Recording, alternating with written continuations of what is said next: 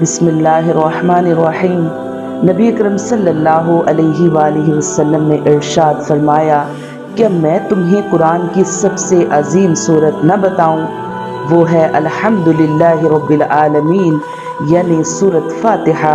कुरान की अजीम सूरत है जो मुझे अता हुई है। बारगाह रिसालत में एक फरिश्ते ने अर्ज की, या रसूल अल्लाह, खुश हो जाइए, आपको दो ऐसे नूर अता किए गए हैं जो आपसे पहले किसी नबी को नहीं मिले। एक सूरत फातिहा और दूसरा सूरत बकरा की आखिरी आयत।